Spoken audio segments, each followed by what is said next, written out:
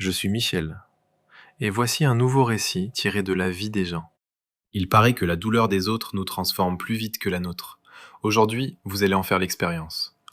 Personne n'aurait pu prédire le tournant qu'allait prendre la vie de la femme dont je vais vous raconter l'histoire.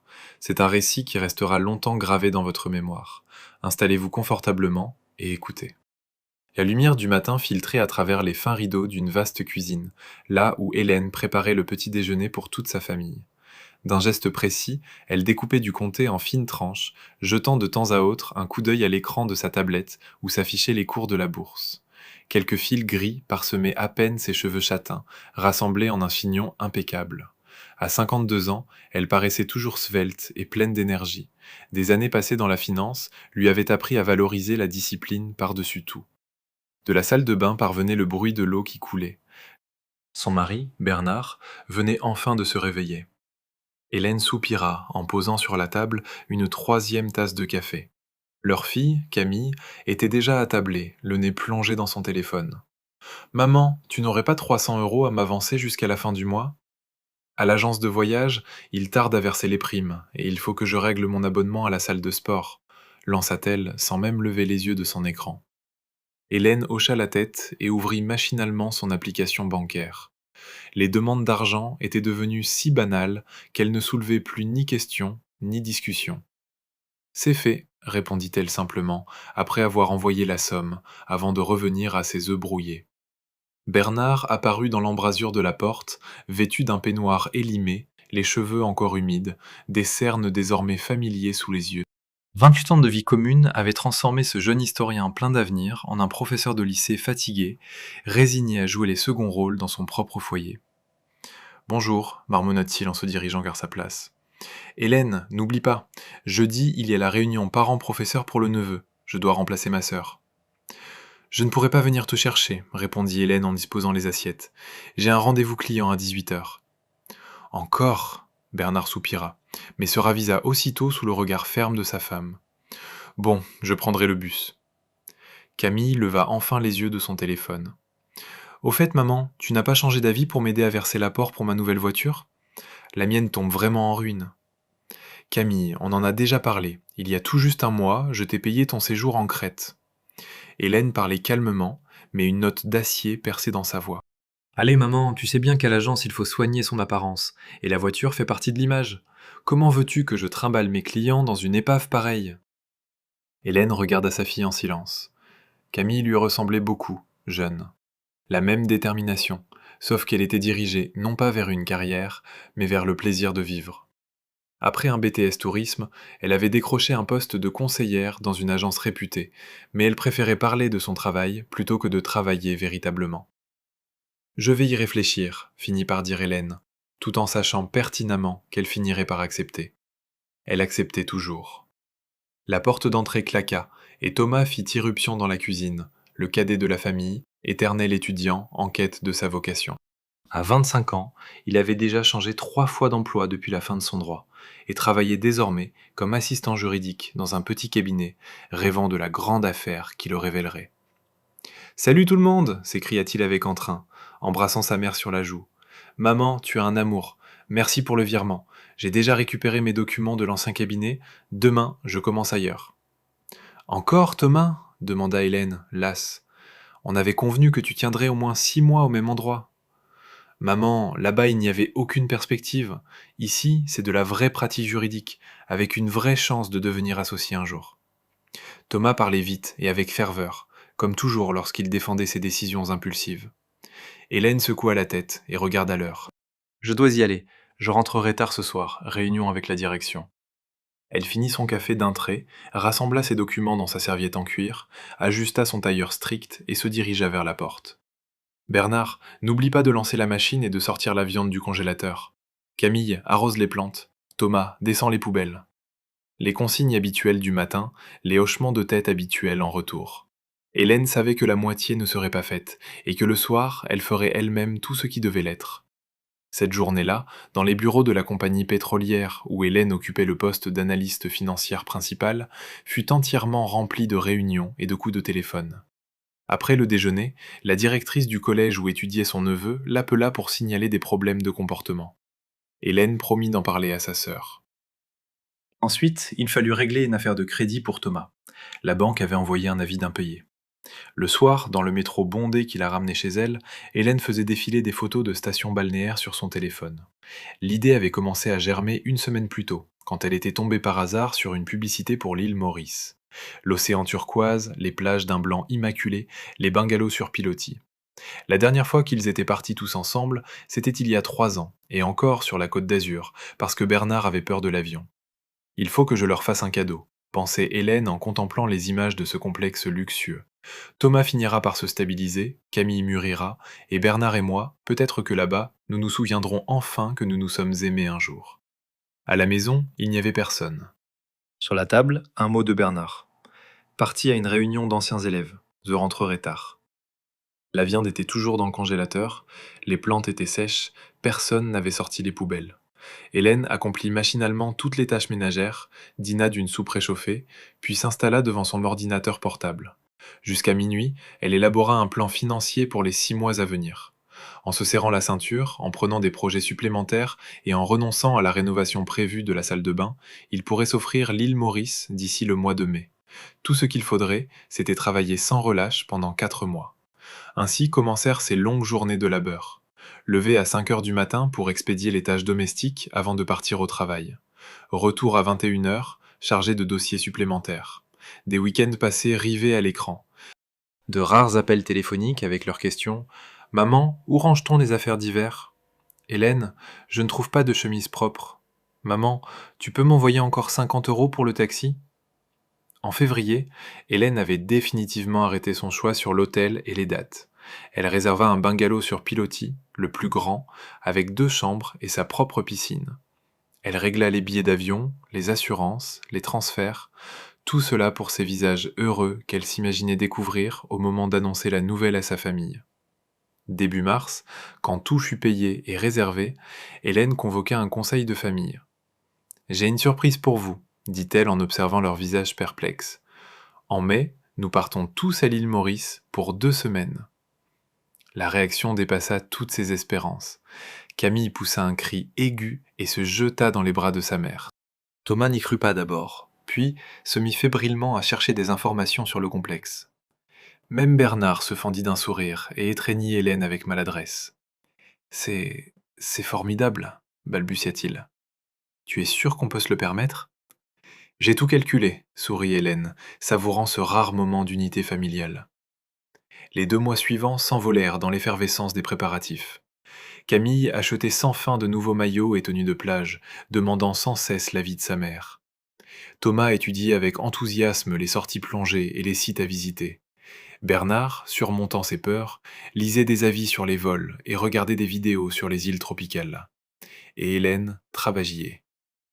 Le nouveau projet se révéla plus complexe qu'elle ne l'avait prévu. La direction exigeait des résultats. Les clients changeaient les conditions à tout bout de champ. Des réunions nocturnes, du stress, un manque de sommeil permanent. Mais elle tenait bon, sachant que bientôt, ils seraient tous réunis, heureux, au bord de l'océan. Une semaine avant le départ, Camille vint la trouvar avec une requête inattendue. Maman, je peux emmener Antoine? Tu sais, le garçon que je vois. Il peut s'acheter son billet lui-même. Il lui faut juste une place dans notre bungalow. Hélène eut du mal à contenir son agacement. Camille, c'est un séjour en famille, et puis le bungalow est prévu pour 4 personnes. Mais maman, ça fait 6 mois qu'on est ensemble, c'est pratiquement un membre de la famille. Camille fit la moue, comme depuis son enfance, dès qu'elle exigeait quelque chose. Non, trancha Hélène, et ce n'est pas négociable. Camille claqua la porte. Au dîner, elle garda un silence ostentatoire. Bernard, comme à son habitude, s'efforçait de ne pas s'immiscer dans les conflits entre la mère et la fille. Thomas était bien trop occupé à choisir des excursions pour remarquer les drames familiaux. 3 jours avant le départ, un mercredi, Hélène se réveilla avec l'impression que sa tête était remplie de plomb. Une nausée lui montait à la gorge, sa main droite la picotait. Du surmenage, pensa-t-elle. Ça va passer. Elle se leva péniblement, en prenant garde de ne pas réveiller Bernard. Dans la salle de bain, Hélène s'aspergea le visage d'eau froide et contempla son reflet. Un visage pâle, des cernes, de nouvelles rides qui, lui semblait-il, n'existaient pas un mois plus tôt. Ce n'est rien, Je me reposerai à l'île Maurice, songea-t-elle en ouvrant l'armoire à pharmacie à la recherche d'un antalgique. Il ne restait que 3 jours à tenir. Mais le destin en décida autrement. Permettez-moi de m'arrêter un instant.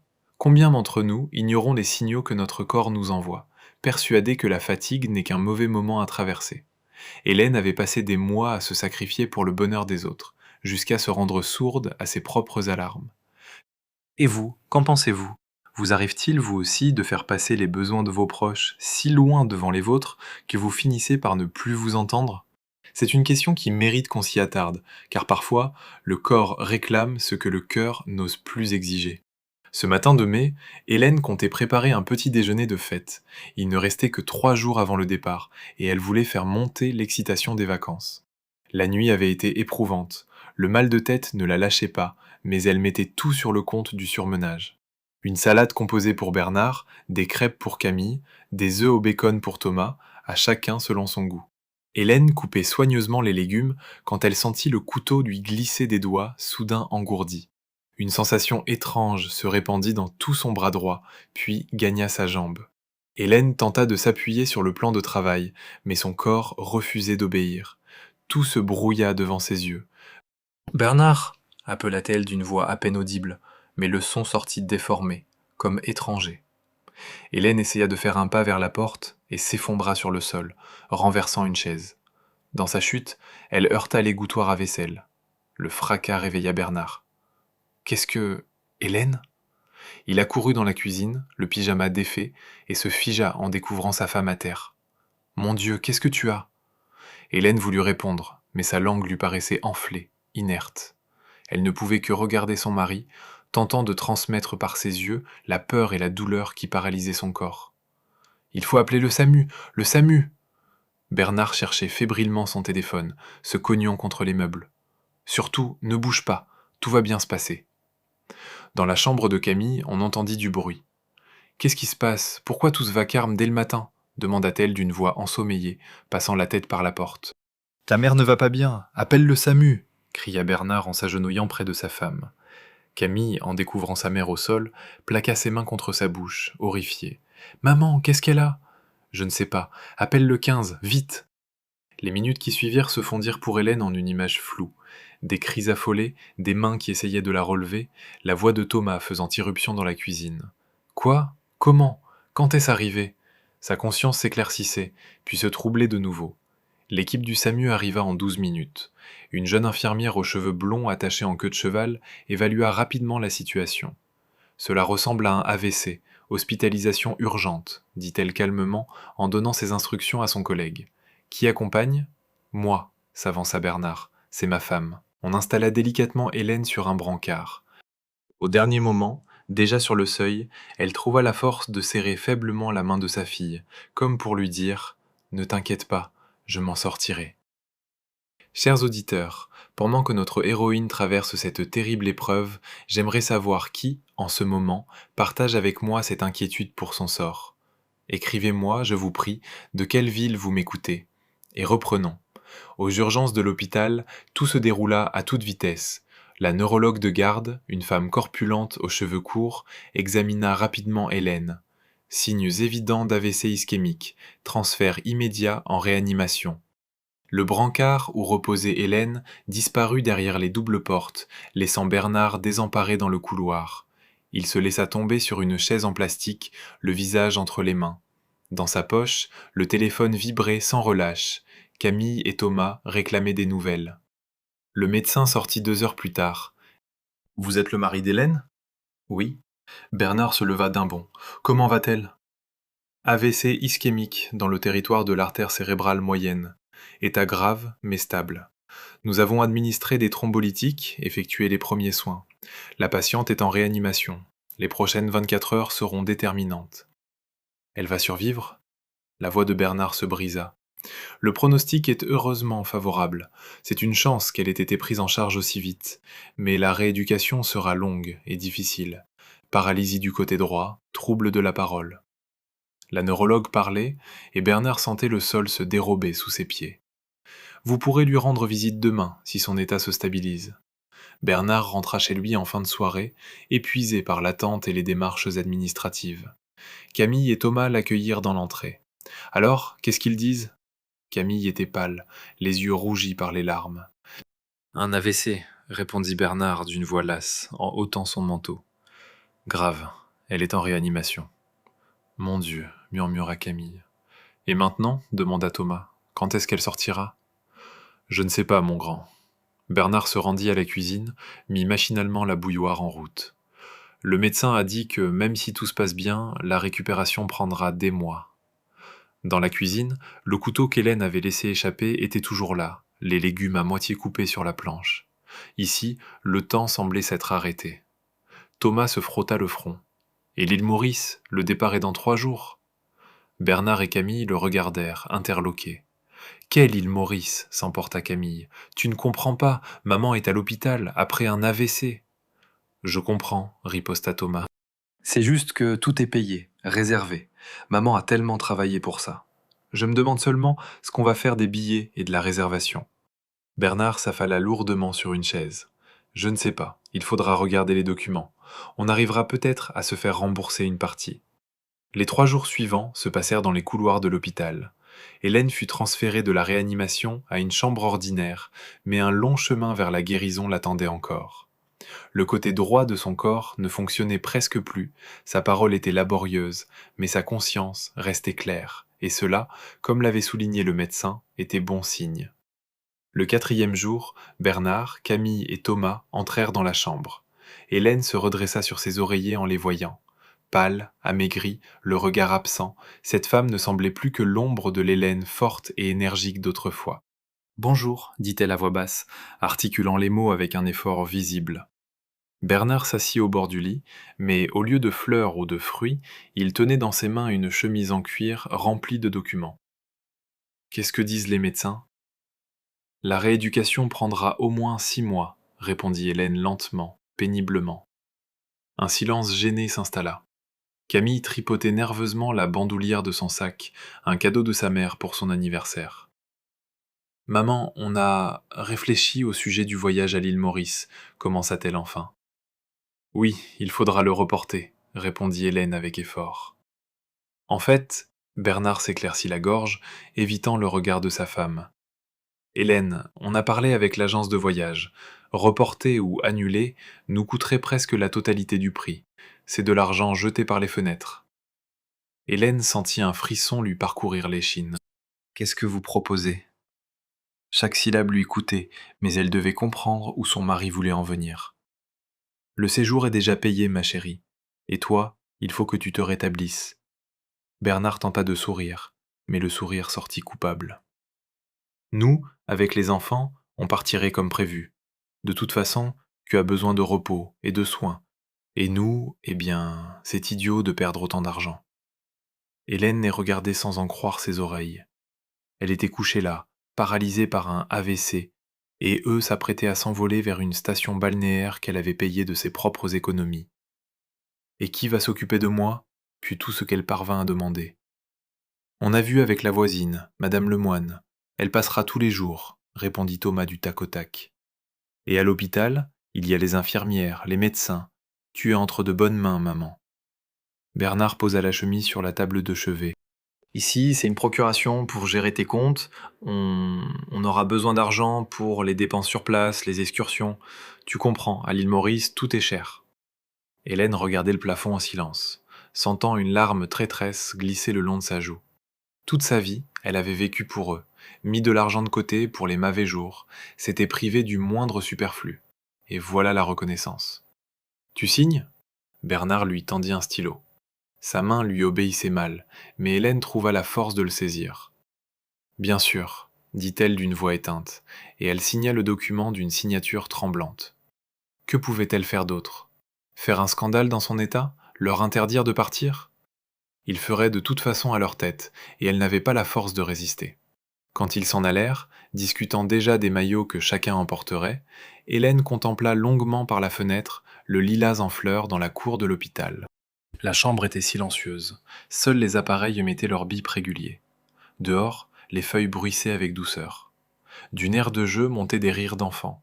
La vie continuait, mais pour Hélène, elle semblait figée dans cette pièce stérile à l'odeur de médicaments. Madame Lemoine vint le soir, une femme bienveillante et rondelette d'environ 70 ans, un cabas tricoté rempli de gâteaux maison. Hélène, ma pauvre, gémit-elle en découvrant sa voisine. Qu'est-ce qui t'est arrivé? Dès que je l'ai su, je suis venue. Ton Bernard est passé en coup de vent. Il m'a dit qu'il devait partir d'urgence. Il m'a demandé de veiller sur toi. Partir d'urgence? Hélène eut un sourire amer en son fort intérieur. Quelle commode façon de présenter les choses à la vieille dame. Merci, madame Lemoine, articula-t-elle avec peine. Vous n'auriez pas dû vous déranger. Quel dérangement, voyons. On est voisines, répliqua-t-elle d'un geste de la main, s'installant sur une chaise. Tiens, je t'ai apporté des madeleines maison et un peu de compote dans un bocal. La nourriture de l'hôpital, on sait ce que c'est. La vieille dame parlait sans s'arrêter, racontant les dernières nouvelles de l'immeuble, les ragots des voisins, les histoires de ses nombreux petits-enfants. Hélène écoutait d'une oreille distraite. Le froid intérieur qui s'était installé en elle après la conversation avec sa famille ne la quittait pas. Le lendemain, une infirmière entra dans la chambre, Christine. Une femme de l'âge d'Hélène, au regard doux mais fatigué. Comment vous sentez-vous aujourd'hui, Hélène demanda-t-elle en vérifiant la perfusion. Hélène voulut répondre bien, mais à sa propre surprise, elle fondit en larmes. Les larmes coulaient sur ses joues, et elle ne pouvait les arrêter. Qu'est-ce qui ne va pas s'inquiéta l'infirmière en s'asseyant près d'elle. Et Hélène, en bredouillant, avec des pauses, raconta ce qui s'était passé. Le voyage qu'elle avait organisé pour toute la famille, la trahison de son mari et de ses enfants, partis pour l'île Maurice pendant qu'elle gisait, immobilisée, sur ce lit d'hôpital. Et puis, cette procuration, je n'ai même pas regardé ce que je signais, conclut-elle son récit. Christine fronça les sourcils, prit la chemise sur la table de chevet et se mit à examiner attentivement le document. Soudain, elle laissa échapper un soupir.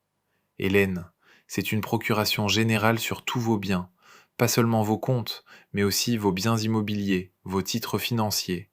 Ils pourront disposer de tout votre patrimoine. Hélène sentit la pièce tourner devant ses yeux. Comment avait-il pu? Se pouvait-il que, derrière toutes ces années de dévouement, il n'ait jamais vu en elle qu'un portefeuille et une source d'avantages?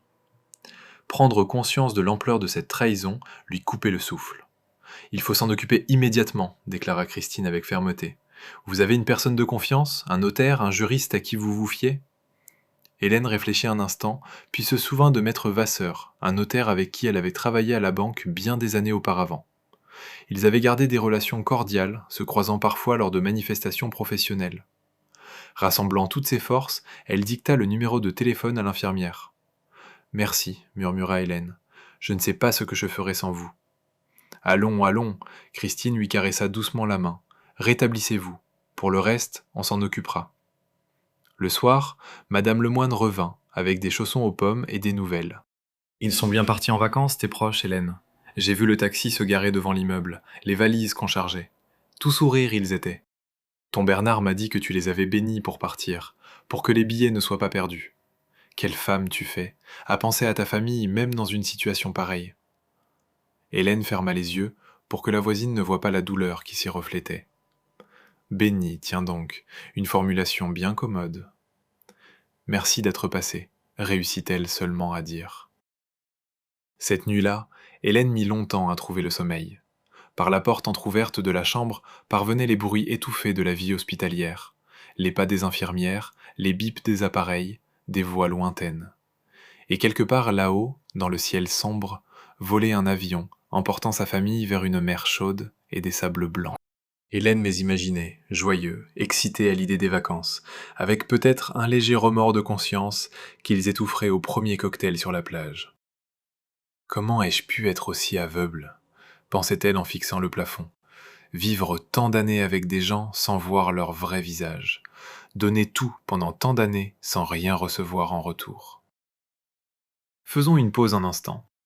La vie nous réserve parfois de rudes leçons, surtout lorsqu'on a passé de longues années à se dévouer pour les siens. Écrivez-moi, je vous prie, quel âge vous avez, et si, dans votre existence, vous avez déjà été confronté à pareille ingratitude de la part de vos proches les plus chers. Reprenons. Pour la première fois depuis des années, Hélène se sentit absolument seule. Et dans cette solitude, dans le silence de la chambre d'hôpital, sous la lumière d'un lampadaire qui filtrait par la fenêtre, mûrit une décision qui allait changer tout le reste de sa vie. Le lendemain, Alors que le soleil matinal perçait à peine à travers les stores de la chambre, on frappa doucement à la porte. Hélène tourna péniblement la tête. Sur le seuil se tenait maître Vasseur, un homme grand, élancé, d'une soixantaine d'années, aux tempes joliment argentées. Il tenait une serviette en cuir et un petit bouquet de chrysanthèmes blancs. « Bonjour Hélène, dit-il, en s'arrêtant à l'entrée. Je peux entrer ? Maître Vasseur. Hélène tenta de sourire, mais ce ne fut qu'une grimace faible. Merci d'être venu. Le notaire s'approcha, déposa les fleurs dans une carafe d'eau et s'assit sur une chaise près du lit. Son regard attentif parcourut la chambre, notant l'absence d'autres fleurs ou de la moindre trace de visite familiale. Votre infirmière m'a appelé, elle m'a expliqué la situation. Il parlait avec calme, sans compassion excessive, ce qu'Hélène apprécia tout particulièrement. La pitié, en cet instant, lui aurait été insupportable. J'ai apporté des documents. Où est cette procuration dont il est question ? Hélène désigna faiblement la table de chevet. Maître Vasseur prit la chemise, examina attentivement son contenu et secoua la tête. En effet, une procuration générale aux pouvoirs étendus. Le droit de disposer de l'ensemble de vos biens, mobiliers et immobiliers, comptes bancaires, titres financiers. Il fronça les sourcils. Qui a rédigé ce document ? C'est mon mari, articula Hélène avec difficulté. Je m'en doutais, acquiesça le notaire. Il y a des irrégularités dans la forme. D'abord, il n'y a pas d'authentification notariée, ce qui remet déjà en cause la validité de l'acte. Ensuite, l'absence de détail des pouvoirs, qui est pourtant obligatoire pour ce type de procuration. Il sortit des formulaires de sa serviette et les disposa sur la tablette roulante. Nous allons rédiger sans tarder une déclaration de révocation de la procuration. Ensuite, nous préparerons des notifications à destination des banques pour le blocage de toute opération sur vos comptes jusqu'à éclaircissement de la situation. Christine apparut à la porte avec un plateau sur lequel étaient posées des tasses de thé et une assiette de biscuits. « Je me suis dit qu'un petit renfort ne serait pas de trop », sourit-elle en posant le plateau. « Où en êtes-vous » ? Nous entamons le rétablissement de la justice, répondit maître Vasseur avec un signe de tête reconnaissant à l'infirmière. Hélène, j'ai besoin de détails. À quelle banque faut-il adresser les notifications ? Avez-vous des coffres-forts, des biens immobiliers en dehors de votre résidence principale ? Pendant l'heure qui suivit, Hélène, surmontant ses difficultés d'élocution, répondit lentement et méthodiquement aux questions du notaire. Christine l'aidait quand il était particulièrement ardu de prononcer un long nom ou une suite de chiffres. Maître Vasseur remplissait les formulaires avec rigueur, précisant de temps à autre certains points. « Nous annulons la procuration aujourd'hui même, dit-il avec détermination, une fois sa rédaction achevée. Et, si vous me permettez un conseil, il serait temps de revoir vos autres dispositions juridiques, en particulier votre testament. » Hélène réfléchit. Elle avait rédigé son testament bien des années plus tôt, avant même la naissance de Thomas. À l'époque, tout était simple. Le mari et les enfants recevaient des parts égales du patrimoine. Depuis, le document n'avait jamais été révisé. « Oui, prononça-t-elle fermement après une pause, « je veux modifier mon testament. » Maître Vasseur la regarda attentivement. « Vous êtes sûr ? C'est une décision grave, surtout dans votre état. » « Justement, dans mon état. » Hélène domina sa langue récalcitrante. « Je vois plus clair que jamais. » Le notaire hocha la tête. « Bien, discutons des détails. » Tandis que la famille d'Hélène faisait ses valises, sans même prendre la peine d'appeler l'hôpital, celle-ci, avec l'aide du notaire, non seulement annula la procuration, mais rédigea un nouveau testament. La majeure partie de son patrimoine était désormais destinée à une fondation venant en aide aux victimes d'AVC, ainsi qu'à Christine, qui en quelques jours avait témoigné de plus d'attention que sa propre famille en autant d'années. Hélène prévoyait également la création d'un fonds dédié au soutien des jeunes spécialistes en neurorééducation. « Vous êtes certaine ? » demanda prudemment maître Vasseur en établissant les documents. « Absolument, » répondit Hélène avec fermeté, éprouvant un étrange soulagement. Pour la première fois depuis des années, elle prenait une décision en ne pensant qu'à elle-même et à ses propres désirs. Christine, en apprenant pour le testament, secoua résolument la tête. « Hélène, je ne peux pas accepter. Nous nous connaissons à peine. »« Vous êtes la seule personne à m'avoir témoigné de l'attention, » articula Hélène, lentement mais clairement. « Acceptez, en signe de ma gratitude. » Maître Vasseur rangea les documents dans sa serviette. « Passons maintenant aux démarches concrètes. Je vais adresser des notifications à toutes les banques où vous détenez des comptes. Je bloquerai toute opération immobilière à votre nom. Je mettrai en place une protection juridique de votre patrimoine pour la durée de votre rééducation. Hélène hocha la tête avec reconnaissance. Merci. Heureux de pouvoir vous aider. Maître Vasseur se leva, prêt à partir. Je viendrai vous voir régulièrement. Nous suivrons l'évolution de la situation ensemble. Quand il fut parti, Christine aida Hélène à s'installer plus confortablement dans son lit. Comment vous sentez-vous ? Étrange, avoua Hélène. C'est comme si je me réveillais d'un long sommeil. Bon signe, sourit l'infirmière. Cela veut dire que la guérison a commencé, et pas seulement la guérison physique. Le soir, alors qu'Hélène s'endormait déjà, son téléphone vibra discrètement sur la table de chevet. Elle parvint avec peine à l'attraper de sa main valide. À l'écran s'affichait le nom de Bernard. Avec un calme qui la surprit elle-même, Hélène appuya sur la touche de réponse. « Oui ?»« Hélène, c'est moi. » La voix de Bernard était nerveuse, tendue. « On est à l'aéroport. Il y a un problème de paiement. La carte ne fonctionne pas, je ne sais pas pourquoi. » Hélène se taisait, écoutant la respiration accélérée de son mari à l'autre bout de la ligne. « Tu m'entends » demanda-t-il après un silence. « On doit régler les frais de bagages et l'accès Internet illimité à l'hôtel, et la carte indique que c'est refusé. »« Malheureusement non, » répondit Hélène avec calme, étonnée de la netteté de sa propre voix. « La procuration est annulée, et, plus largement, j'ai revu nos rapports financiers. »« Comment ça, revu ?» La panique perçait dans la voix de Bernard. « On est déjà à l'aéroport, il nous faut de l'argent. Vous avez vos propres cartes, vos propres économies. » Hélène s'étonnait de la sérénité de sa voix. « Profitez de vos vacances à vos frais. »« Hélène, tu n'es pas dans ton état normal. C'est à cause de l'AVC. Tu dois te faire soigner, » s'écria Bernard, mais elle avait déjà raccroché. Le téléphone se remit aussitôt à sonner, une fois, deux fois. Des notifications de messages apparurent, d'abord de Bernard, puis de Camille, puis de Thomas. Hélène coupa le son et retourna le téléphone, écran contre la table. Pour la première fois depuis des années, elle ne se précipitait pas pour régler les problèmes des autres. Au matin, des voix dans le couloir la réveillèrent. Apparemment, Bernard tentait de forcer l'entrée de la chambre, mais l'infirmière de garde l'en empêchait. « Vous ne comprenez pas, c'est ma femme !» parvenait jusqu'à Hélène sa voix indignée. « Son état s'est aggravé, elle prend des décisions irrationnelles. » « Les visites se font de 16h à 19h précises, » répondait l'infirmière, imperturbable. « Et d'après nos relevés, l'état de la patiente est stable, avec une évolution positive. »« Mais nous devons partir, il faut que je lui parle. » Revenez aux heures de visite. Les pas s'éloignèrent et le silence revint. Hélène ferma les yeux, sentant la tension des derniers jours enfin se relâcher. Elle ne savait pas s'ils avaient fini par partir ou non, et pour la première fois, cela lui était égal. À midi, Christine apparut. Hélène. « Vous avez de la visite » annonça-t-elle. « Je peux le faire entrer ?» Hélène se crispa, pensant que Bernard était revenu, mais ce fut maître Vasseur qui se présenta à la porte.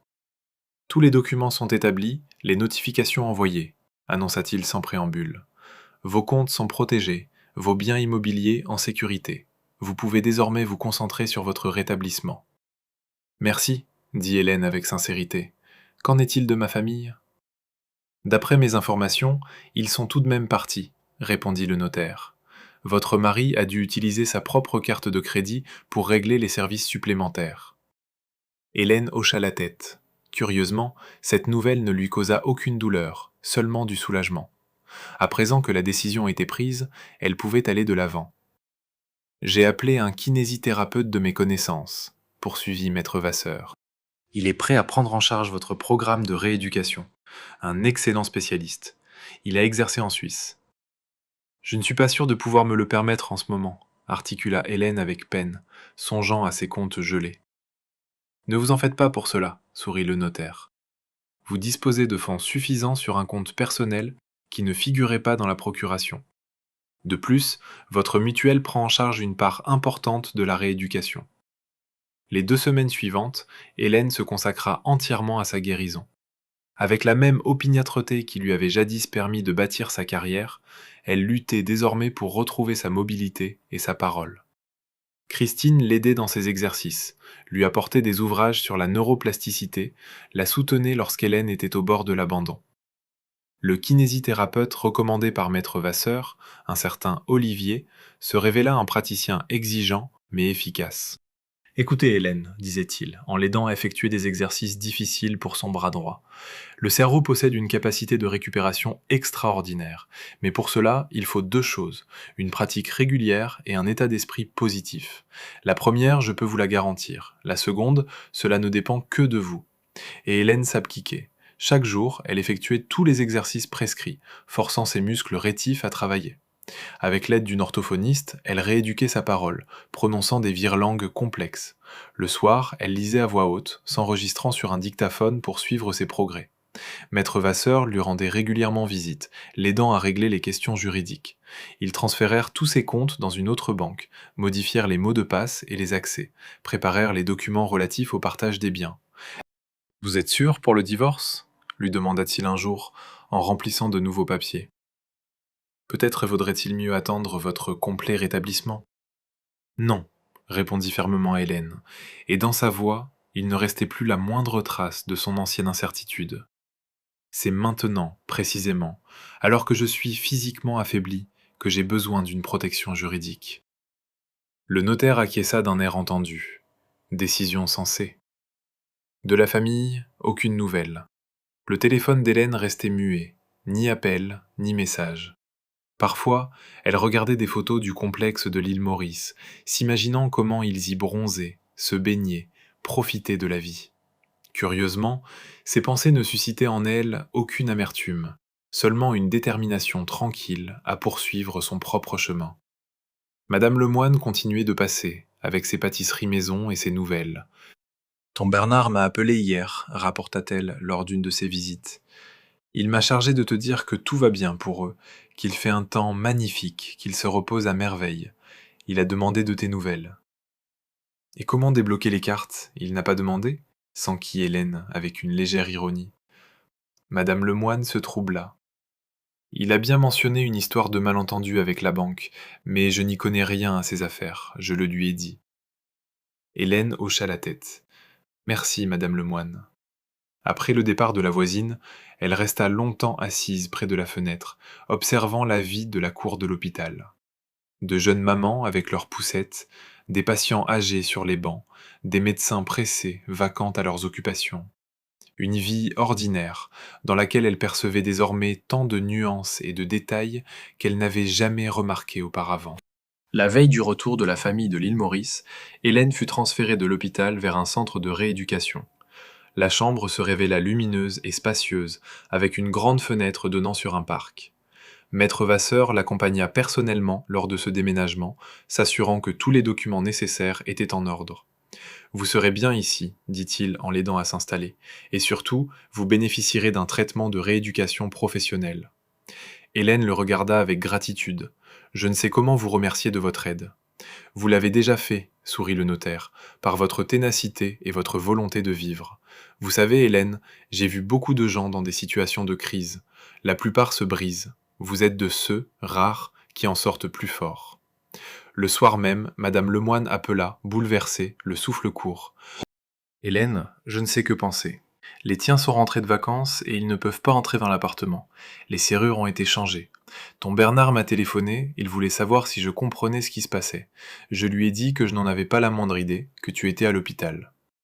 Tout est en ordre, Madame Lemoine, répondit calmement Hélène. C'est comme cela que ça doit être. Mais comment vont-ils faire? Où vont-ils habiter?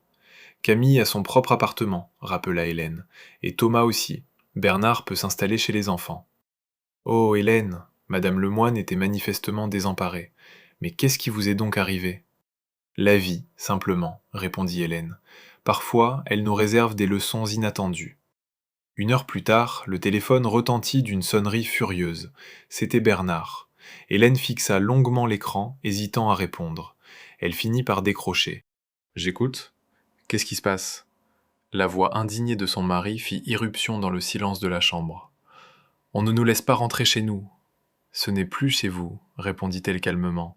J'ai engagé une procédure de divorce. Tu peux t'installer chez les enfants.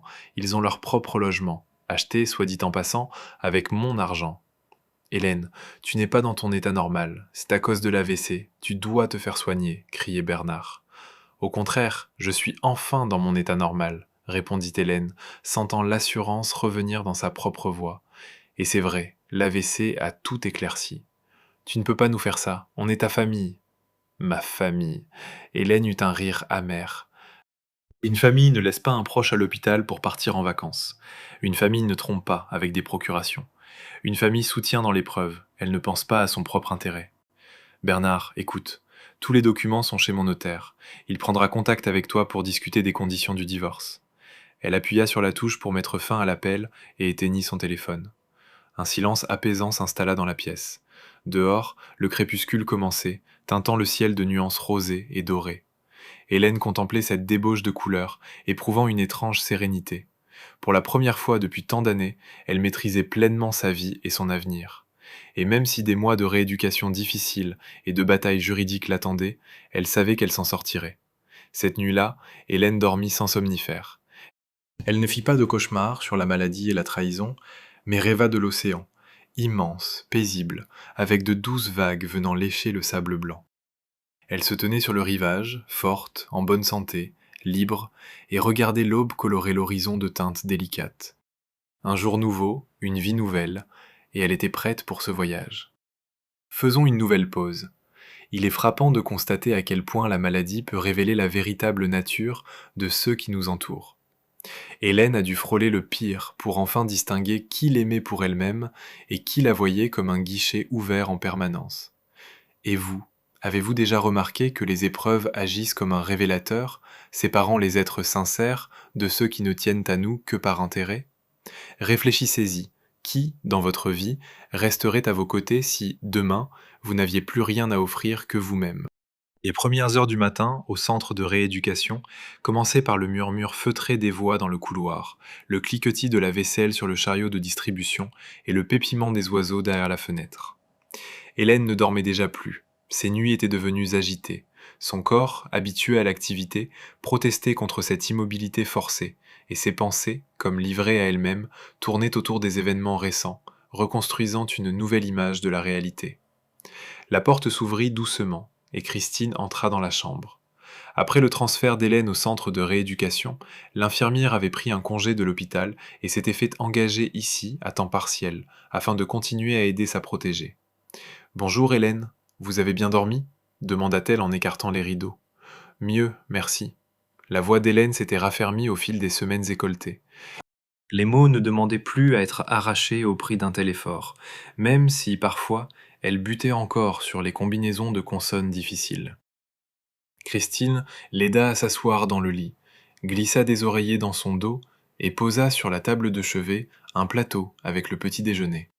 Porridge, tartine au fromage, yaourt et thé. Aujourd'hui, votre programme est chargé. Après le petit déjeuner, massage, puis séance avec l'ergothérapeute, déjeuner, et ensuite orthophonie et kinésithérapie.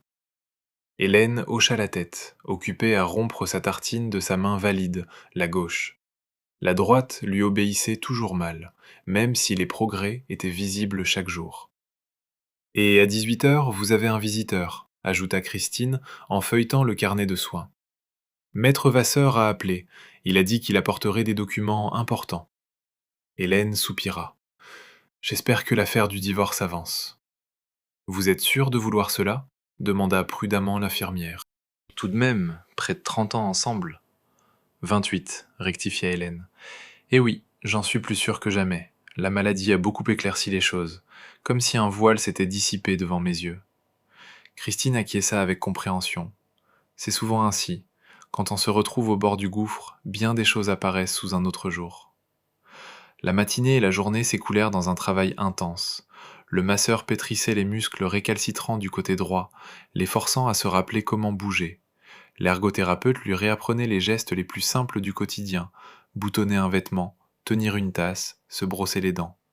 L'orthophoniste travaillait l'articulation, l'obligeant à répéter des associations de sons compliqués.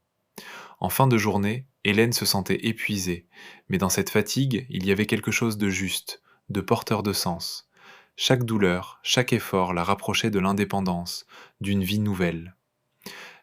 À 18 heures précises, on frappa à la porte, et maître Vasseur apparut avec son traditionnel bouquet de chrysanthèmes et une imposante chemise de documents. Bonsoir Hélène, salua-t-il en s'installant dans un fauteuil près du lit. Je vois que vous avez bien travaillé aujourd'hui. Hélène sourit. Chaque jour est un combat, mais je gagne du terrain, millimètre par millimètre. C'est admirable, approuva le notaire. J'ai des nouvelles pour vous. J'ai rencontré votre mari et son avocat. Hélène se crispa. Et alors? Comme prévu, il conteste votre capacité juridique au moment où vous avez signé la révocation de la procuration et modifié votre testament. Maître Vasseur parlait calmement, sans émotion, comme s'il lisait un bulletin météorologique. Ils prétendent que les séquelles de l'AVC ont affecté votre faculté de discernement. Position bien commode, ricana Hélène avec amertume. Mais ils n'ont aucune chance, poursuivit le notaire avec assurance. J'ai fait appel à un expert médical indépendant qui a confirmé votre pleine capacité au moment de la signature des documents. Nous disposons également du témoignage de votre médecin traitant attestant de la clarté de votre conscience dès les premiers jours suivant l'AVC. Il sortit plusieurs feuillets de la chemise. Voici le projet d'accord sur le partage des biens. J'ai préparé la solution la plus équitable possible, sans concession superflue. Hélène prit les documents et se mit à les examiner attentivement. Selon les termes de l'accord, l'appartement où ils habitaient avec Bernard lui revenait, ayant été acquis avec ses fonds personnels. La maison de campagne était partagée en deux. Les comptes bancaires, les actions et autres actifs financiers étaient eux aussi répartis selon leur source d'origine. La part du lion restait à Hélène. Bernard a accepté? S'étonna-t-elle. Pas tout à fait. Maître Vasseur se permit un léger sourire. Il insiste pour un partage égal de l'ensemble des biens, y compris votre appartement. Mais la loi est de notre côté. De plus, nous avons les justificatifs prouvant que le bien immobilier a effectivement été acquis avec vos deniers. Hélène soupira. Je n'aurais pas pensé qu'on en arriverait à de telles batailles. Hélas, lors d'un divorce, les gens montrent souvent leur plus mauvais visage, observa le notaire avec philosophie. Mais ne vous inquiétez pas, je garde tout sous contrôle. Il sortit un autre document. J'ai également préparé une lettre pour votre employeur, une notification officielle de votre état et de vos perspectives de rétablissement. Cela protégera votre position dans l'entreprise pendant la durée de la rééducation. Hélène hocha la tête avec reconnaissance. Merci, maître Vasseur, je ne sais ce que je ferai sans vous. Je ne fais que mon travail, répondit-il modestement. Au fait, vos enfants ont tenté de me joindre, ils ont appelé plusieurs fois au cabinet. Et que voulaient-ils? Pour l'essentiel, exprimer leur indignation au sujet du changement de serrure de l'appartement et du gel des comptes. Votre fille était particulièrement véhémente. D'après ce que j'ai compris, elle a des difficultés avec ses échéances de crédit immobilier. Hélène secoua tristement la tête. Ils ont l'habitude que maman règle tous les problèmes, qu'elle paie, qu'elle couvre. Eh bien, peut-être cette expérience leur sera-t-elle profitable, remarqua maître Vasseur. L'autonomie n'est jamais de trop. Après le départ du notaire, Hélène resta longtemps assise près de la fenêtre, regardant le crépuscule printanier s'épaissir. Dans le parc, les lampadaires s'allumèrent, et les derniers visiteurs pressaient le pas pour rentrer chez eux. Quelque part là-bas, dans la ville, sa famille tentait de s'accoutumer à une réalité nouvelle, sans accès à son argent, sans la possibilité de déposer leurs problèmes sur ses épaules. Curieusement, Hélène ne ressentait aucune jubilation, seulement une légère tristesse pour ce qui aurait pu être, si leur eût tuit autrement. Les semaines suivantes se fondirent pour elle en un flot ininterrompu de soins, d'entraînement et d'exercices. Chaque matin débutait par de la gymnastique douce, de la mobilisation des articulations, un massage. Venaient ensuite les séances avec le moniteur de rééducation physique, l'hydrothérapie en piscine, le travail de la motricité fine.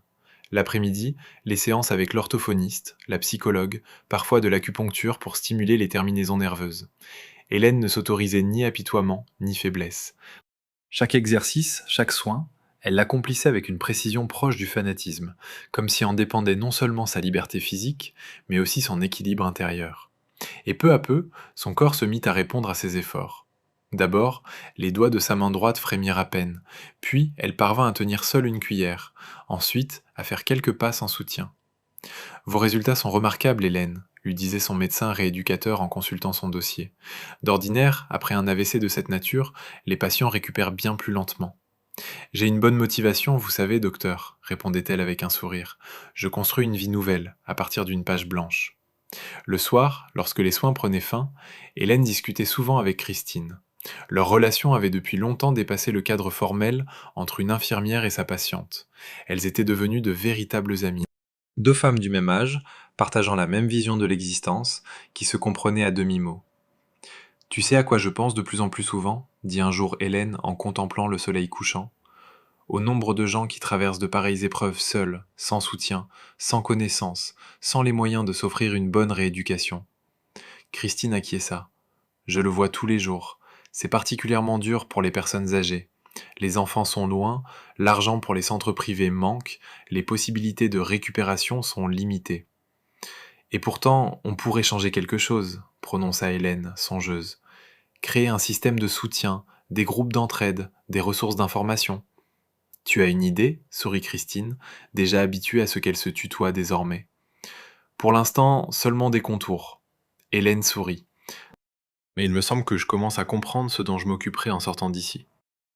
Au bout de 2 mois de rééducation intensive, Hélène put se déplacer presque seule, en s'appuyant à peine sur une canne. Son bras droit demeurait plus faible que le gauche, mais la motricité fine se rétablissait. Sa parole était presque revenue à la normale, même si parfois, sous le coup de l'émotion, elle butait encore. Maître Vasseur, qui lui avait rendu visite sans relâche durant tout ce temps, lui apporta des nouvelles. Le tribunal a validé votre accord sur le partage des biens. Votre mari a tenté de le contester, mais sans succès. Cela signifie que le divorce est prononcé. Hélène regarda attentivement le notaire. Oui, vous êtes officiellement libre, confirma-t-il. Votre ancienne famille a accepté les conditions du partage. Non sans protestation, mais elle les a acceptées. Et mon appartement ? Bernard a déménagé, en emportant ses effets personnels. Les serrures sont restées changées, comme vous l'aviez demandé. Hélène réfléchit. Vous savez, je ne veux pas y retourner. Trop de souvenirs. Maître Vasseur hocha la tête avec compréhension. Le vendre ? Oui, et en acheter un nouveau, quelque chose qui soit entièrement à moi, sans passé. Ce soir-là même, Hélène fit part de sa décision à Christine. Je pense déménager près du centre de rééducation, expliqua-t-elle. Peut-être un petit studio dans un quartier neuf, quelque chose de lumineux, de moderne, d'adapté à une personne à mobilité réduite. Bonne idée, approuva son ami. Un espace nouveau, une vie nouvelle. Et puis, Hélène baissa la voix sur le ton de la confidence. J'ai un projet qui a mûri. Tu te souviens, on parlait de soutenir les gens après un AVC ? Christine acquiesça. Je veux créer un groupe de soutien. Pour commencer, un petit cercle où les personnes ayant subi un AVC pourraient échanger, partager leur expérience, recevoir les conseils de spécialistes. Et plus tard, peut-être, une fondation pour financer la rééducation de ceux qui n'en ont pas les moyens. Ça me paraît merveilleux, se réjouit sincèrement Christine. Mais cela demandera beaucoup de force et de temps. Du temps, j'en ai, sourit Hélène. Et des forces ? Tu sais, je sens en moi une énergie comme je n'en avais pas éprouvé depuis des années, comme si je m'éveillais d'un long sommeil. Je suis avec toi, dit simplement Christine. Je t'aiderai autant que je le pourrai. La semaine suivante, Maître Vasseur annonça qu'il avait trouvé un acquéreur pour l'appartement d'Hélène. Le prix convenait, les documents étaient en règle, la transaction pouvait être qu'exclue rapidement. J'ai aussi sélectionné quelques options de logement, ajouta-t-il en lui montrant des photos sur sa tablette. Ce studio me semble le plus approprié. Un immeuble neuf, avec rampes et ascenseurs, à 10 minutes du centre de rééducation. Hélène examina les photos. Un studio spacieux, des baies vitrées, des finitions claires, du mobilier moderne. Rien de superflu, rien qui rappelle la vie d'avant. Je le prends, décida-t-elle fermement. Établissez les documents. Un mois plus tard, Hélène quitta le centre de rééducation. Maître Vasseur vint personnellement la conduire vers son nouveau domicile. Christine, qui avait posé un jour de congé, se joignit à eux. Lorsqu'ils pénétrèrent dans le studio lumineux et spacieux, Hélène sentit les larmes lui monter aux yeux. C'était son espace, rien qu'à elle, conçu pour sa vie nouvelle. Aucune trace du passé, aucun souvenir réclamant une attention délicate ou un effacement douloureux. Bienvenue chez vous, sourit Maître Vasseur en lui tendant les clés. Hélène parcourut lentement l'appartement, effleurant le mobilier neuf, contemplant la vue par la fenêtre, s'habituant à l'idée que c'était désormais son foyer. Ici, il n'y avait de place ni pour les regrets, ni pour les souvenirs amers, seulement pour l'avenir. Je ne sais même pas comment vous remercier, dit-elle en se tournant vers ses compagnons. Vous m'avez littéralement sauvé. Ce n'est pas tout à fait exact, sourit Christine. C'est toi qui t'es sauvé toi-même. Nous n'avons fait qu'aider un peu. Le soir même, alors que maître Vasseur était reparti et que Christine était restée pour l'aider à s'installer, la sonnette retentit. Sur le seuil se tenait Camille, pâle, amaigrie, le visage marqué d'une résolution butée. Maman, il faut qu'on parle, dit-elle en guise de salutation. Hélène, appuyée sur sa canne, s'écarta en silence pour laisser entrer sa fille. Comment m'as-tu trouvé demanda-t-elle une fois installée dans le salon. Ça n'a pas été simple. Camille tripotait nerveusement la bandoulière de son sac. Ton notaire refusait de donner la moindre information. J'ai dû passer par des connaissances dans une agence immobilière. Pourquoi es-tu venue? Hélène observait attentivement sa fille. Maman, c'est de la pure folie. Camille parlait vite, comme si elle avait répété son discours à l'avance. Tu as vendu notre appartement, divorcé de papa, disparu. On m'a licencié de l'agence à cause de mes problèmes de crédit. Thomas a dû s'installer chez un colocataire. Papa loue une chambre en banlieue. Et demanda calmement Hélène. Comment ça, et s'indigna Camille. On est ta famille, tu ne peux pas nous faire ça. C'est à cause de la maladie, tu n'es pas dans ton état normal. Non, Camille. Hélène secoua la tête. C'est précisément grâce à la maladie que je suis enfin dans mon état normal.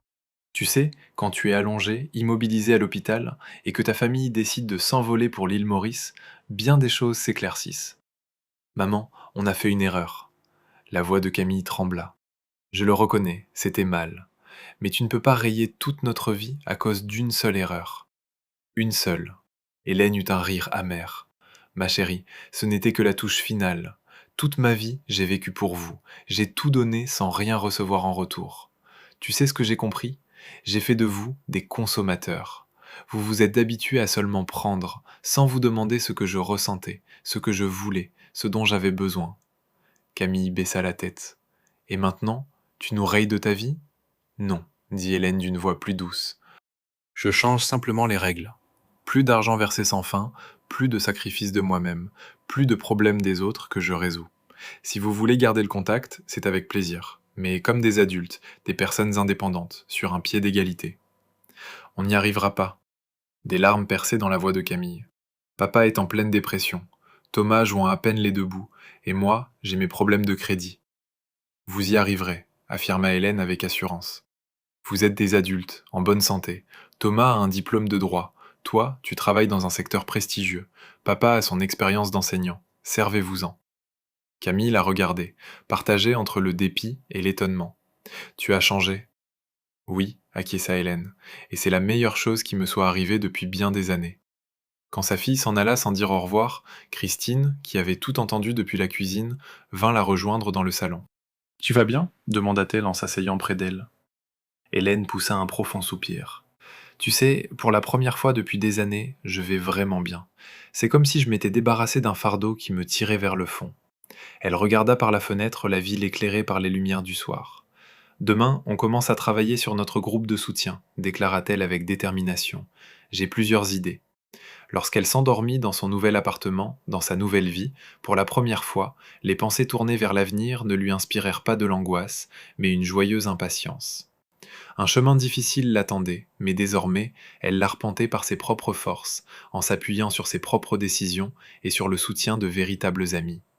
La lumière du soleil, filtrant à travers les rideaux légers, réveilla Hélène avant son réveil.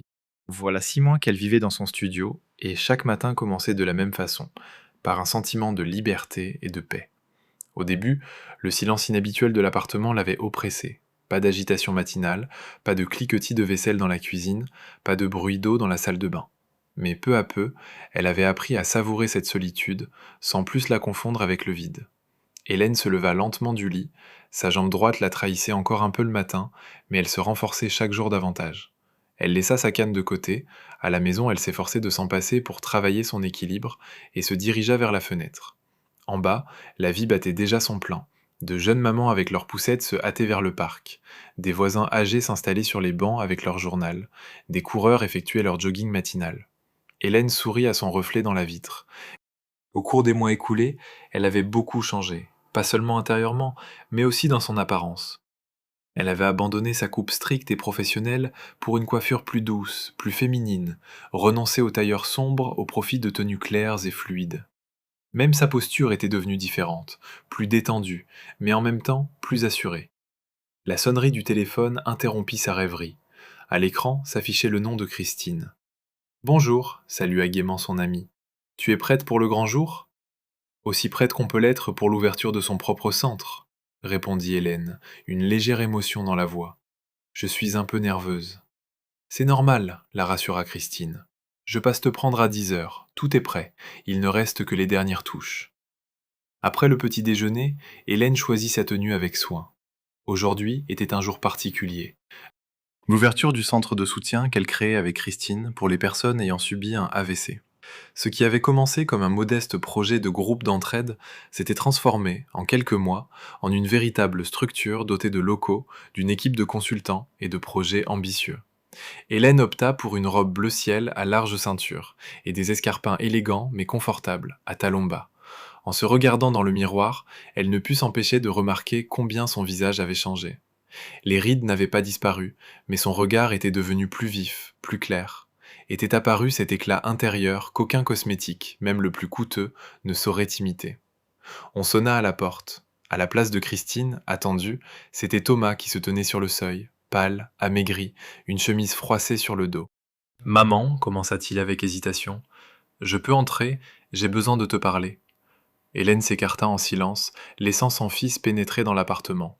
Au cours des 6 mois écoulés, ils ne s'étaient vus que 2 fois. Les 2 fois, les rencontres s'étaient terminées en disputes et en reproches mutuels. Il s'est passé quelque chose demanda-t-elle, une fois installée dans le salon. Thomas se tordit nerveusement les doigts. J'ai des problèmes. On m'a licencié du cabinet. Ça fait 2 semaines que je cherche du travail sans rien trouver. Hélène observait attentivement son fils, notant les cernes sous ses yeux, la barbe négligée, les mains tremblantes. Et qu'attends-tu de moi demanda-t-elle sans détour. J'ai besoin d'aide, maman. Thomas baissa les yeux. Il me reste juste de quoi payer ma chambre ce mois-ci. Après, je ne sais pas ce que je vais faire. Autrefois, Hélène aurait aussitôt ouvert son portefeuille ou viré la somme nécessaire, mais à présent, elle se contenta de secouer la tête. Thomas, tu es juriste. Tu as un diplôme, de l'expérience, même modeste. Pourquoi viens-tu de nouveau chercher de l'argent, et non un conseil ou un soutien? Quelle différence, répondit-il avec une soudaine colère. Tu nous as toujours aidés, et maintenant, à cause d'une vieille rancune, tu nous as tous abandonnés. Ce n'est pas de la rancune, objecta calmement Hélène. C'est la compréhension que je ne vous faisais que du mal avec mon excès de sollicitude. Regarde-toi honnêtement, Thomas. Tu as 26 ans, et tu n'as toujours pas appris à voler de tes propres ailes. C'est cruel, murmura-t-il. C'est la vérité, répondit doucement Hélène. Et tu peux te mettre en colère, m'en vouloir, mais au fond de toi, tu sais que j'ai raison. Elle s'approcha de son fils et pour la première fois depuis longtemps, posa la main sur son épaule. Je peux t'aider à trouver du travail, j'ai des relations dans le milieu juridique, je peux te donner des recommandations pour des entretiens. Mais il n'y aura plus d'argent, Thomas. Cela n'aiderait ni toi, ni nos relations. Il regarda sa mère avec incrédulité. Tu es sérieuse? Tu ne me prêteras même pas de quoi tenir jusqu'à ce que je trouve un emploi? Je ne te prêterai même pas, confirma Hélène, parce que je sais qu'à la seconde où tu auras mon argent, la motivation de chercher du travail disparaîtra aussitôt. Thomas bondit. Tu as changé, maman. Tu es devenu dur, sans cœur. Non, mon fils, dit Hélène en secouant la tête. Pour la première fois depuis des années, je suis devenu moi-même. Et le plus étrange, c'est qu'aucun de vous n'a jamais remarqué qu'avant, je n'étais qu'une fonction au service de vos besoins. Quand il partit en claquant la porte, Hélène n'éprouva pas du dépit, mais une étrange sérénité. Autrefois, une telle conversation avec son fils l'aurait déstabilisé plusieurs jours durant. À présent, elle se contenta de soupirer et de retourner à ses préparatifs. Elle avait une affaire importante à accomplir, une affaire qui lui donnait des forces et un sens. Christine arriva à l'heure dite. En voyant son amie, elle comprit aussitôt que quelque chose s'était passé. « Tout va bien ?» « Thomas est passé, » répondit brièvement Hélène. « Il demandait de l'argent. »« Et tu as refusé ?»« Je lui ai proposé de l'aide pour trouver du travail. » Christine approuva d'un signe de tête. « Tu as bien fait, même si ça n'a pas dû être facile. »« Tu sais, » dit Hélène songeuse, « avant, ça aurait été insupportable. Et là, c'est comme s'il avait trouvé un point d'appui intérieur que je n'avais jamais eu. » Sur le chemin du centre, elles discutèrent des derniers préparatifs de l'inauguration. Au fil de ces mois de travail commun, leur amitié s'était renforcée et approfondie. Elle se complétait à merveille. Hélène, avec son sens de l'organisation, son flair des affaires et son carnet d'adresses. Christine, avec son expérience médicale, son empathie et son talent pour trouver l'approche juste avec les patients les plus difficiles. Le centre de soutien Une vie nouvelle occupait un local modeste mais accueillant, au rez-de-chaussée d'un immeuble d'habitation. Des murs clairs, un mobilier confortable, une signalétique pensée pour les personnes à mobilité réduite, chaque détail avait été soigneusement étudié. Dans la salle principale, des tables rondes étaient disposées pour les ateliers de groupe. Dans de petits bureaux, on pouvait bénéficier de consultations individuelles avec un psychologue, un orthophoniste, un kinésithérapeute. Au mur étaient affichées des fiches d'information expliquant la prévention de l'AVC et les méthodes de récupération. À l'heure dite, les premiers visiteurs commencèrent à arriver. Des personnes ayant subi un AVC et leurs proches. Hélène en connaissait beaucoup personnellement. Ils avaient déjà participé aux réunions préliminaires, apporté leurs conseils lors de l'aménagement du centre. Mais il y avait aussi de nouveaux visages, des gens ayant découvert le projet sur les réseaux sociaux ou orientés par leurs médecins. Hélène accueillait ses hôtes à l'entrée, s'efforçant de prêter attention à chacun. Voici un homme aux cheveux blancs avec une canne, professeur de mathématiques, victime d'un AVC 2 ans plus tôt. À côté de lui, une jeune femme, sa fille, devenue son principal soutien. Et là, un jeune homme en fauteuil roulant, un sportif, dont la carrière s'était brisée après une hémorragie cérébrale. Et un couple âgé, l'épouse soutenant son mari, qui se déplaçait avec peine, mais sans renoncer. En chacun d'eux, Hélène reconnaissait le reflet de sa propre histoire, le même désespoir, la même peur, la même détermination à se battre. Et pour chacun, elle trouvait des mots de réconfort, non pas des consolations creuses, mais une parole honnête, venant d'une personne ayant parcouru le même chemin. Quand tout le monde fut réuni, Hélène monta sur une petite estrade. L'émotion la gagnait. Pour la première fois depuis longtemps, il lui fallait prendre la parole devant un public, même restreint. Bonjour, chers amis, commença-t-elle, s'efforçant de s'exprimer avec netteté, même si une légère hésitation persistait encore dans sa diction. Je suis heureuse de vous accueillir dans notre centre de soutien, Une vie nouvelle. Il y a 1 an, j'ai subi un grave AVC ischémique. Cet événement a coupé ma vie en deux, un avant et un après. Hélène parcourut la salle du regard, lisant dans les yeux de l'assistance la compréhension et la compassion. L'AVC m'a beaucoup pris. La santé, mon mode de vie habituel, mes illusions sur la solidité de ma famille. Mais il m'a aussi donné quelque chose d'inestimable, un regard neuf sur l'existence, de vrais amis et la compréhension de ce qui compte véritablement. Elle sourit, regardant Christine, debout près du mur. Notre centre n'a pas été créé seulement pour la rééducation physique, bien que ce soit essentiel. Nous sommes là pour vous aider à revenir à une vie pleine, avec de nouvelles priorités, une nouvelle compréhension de vous-même et du monde, pour vous épauler dans les moments de désespoir et partager la joie des petites victoires. Les applaudissements qui parcoururent la salle touchèrent Hélène au plus profond d'elle-même. Pour la première fois, elle éprouvait une vraie reconnaissance, non pas pour de l'argent, non pas pour une fonction, mais pour ce qu'elle avait réellement accompli elle-même, en y mettant son âme et son expérience. Après la partie officielle, commencèrent les échanges informels. Hélène passait d'un groupe à l'autre, répondant aux questions, partageant son vécu, écoutant attentivement les histoires des autres. Chaque conversation la confortait dans la justesse du chemin choisi. Permettez-moi de m'arrêter encore une fois.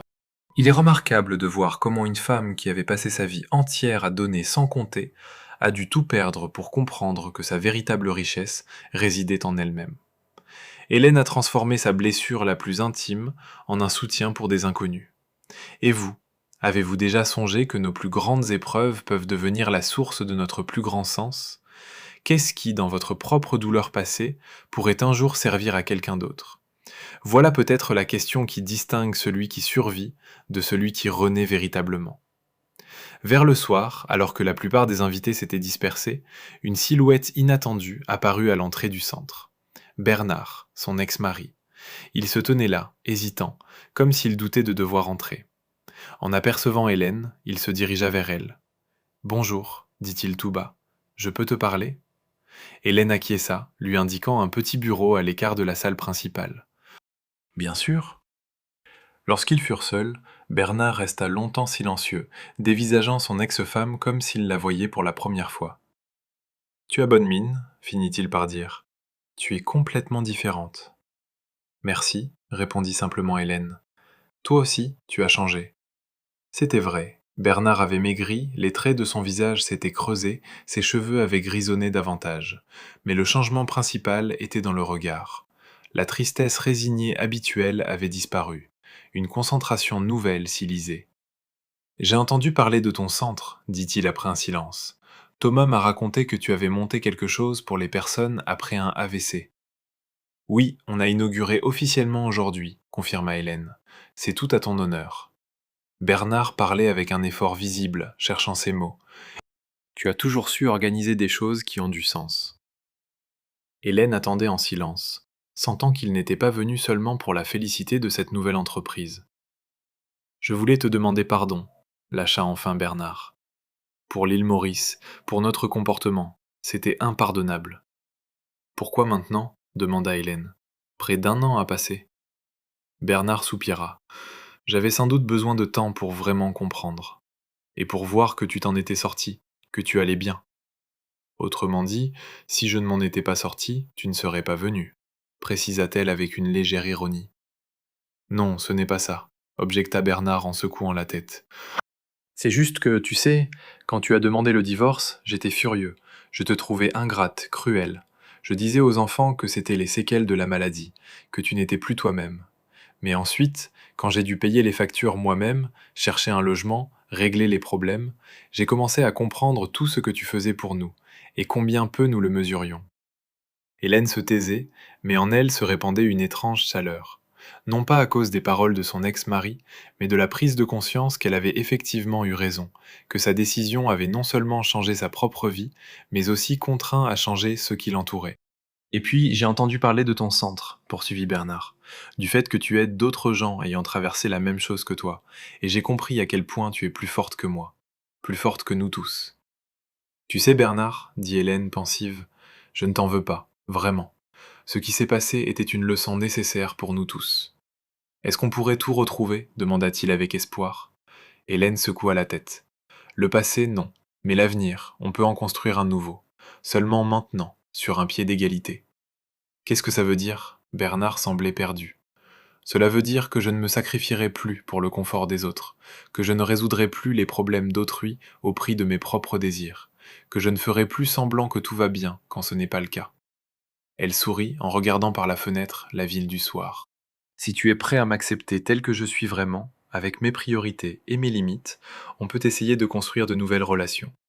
Pas une famille au sens d'autrefois, mais quelque chose de plus honnête et de plus équilibré. Bernard resta longtemps silencieux, puis hocha la tête. Je vais essayer, si tu m'en donnes la possibilité. Une possibilité pour nous deux. Quand il partit, en promettant d'appeler dans quelques jours, Christine passa la tête par la porte du bureau. Tout va bien? Plus que bien, sourit Hélène. On dirait qu'aujourd'hui est un jour de réconciliation et de nouveaux commencements. Elles sortirent ensemble du centre dans la douce soirée d'été. La ville vivait sa vie ordinaire. Des gens pressés de rentrer chez eux, des voitures qui klaxonnaient, des immeubles aux fenêtres éclairées. Mais pour Hélène, tout paraissait différent, plus vif, plus dense, plus chargé de sens. Tu sais à quoi je pense, dit-elle, tandis qu'elle s'engageait dans l'allée du parc. Au fait que, parfois, il faut perdre ce que l'on a pour trouver ce dont on a vraiment besoin. Christine acquiesça avec compréhension. Comme dans le proverbe sur les portes qui se ferment et celles qui s'ouvrent. Exactement, approuva Hélène. Quand la porte de mon ancienne vie s'est refermée, j'ai cru que c'était la fin, et il s'est avéré que ce n'était qu'un commencement. Devant elle s'ouvrait la large perspective du parc, avec ses massifs de fleurs et sa fontaine. Le soleil déclinait, teintant le ciel de nuances délicates de rose et d'or. Hélène marchait d'un pas assuré, s'appuyant à peine sur sa canne, non par nécessité, mais plutôt par habitude. À chaque pas, elle sentait se consolider cette vie nouvelle, retrouvée. Une vie qui, désormais, n'appartenait plus qu'à elle seule. Ce soir-là, assise sur le balcon de son nouvel appartement avec une tasse de thé, Hélène songeait à l'étrange ironie du destin. Elle avait perdu la santé, une famille au sens habituel du terme, mais elle avait gagné quelque chose de bien plus précieux, le respect d'elle-même, une vocation nouvelle et la certitude que la vie ne s'achève pas à 52 ans. Même après un AVC, elle pouvait être pleine, riche de sens et appartenir avant tout à elle-même. Chaque jour, en aidant d'autres patients ayant subi un AVC à trouver en eux la force de se reconstruire, Hélène répétait souvent: Parfois, il faut perdre ce que l'on a pour trouver ce dont on a vraiment besoin.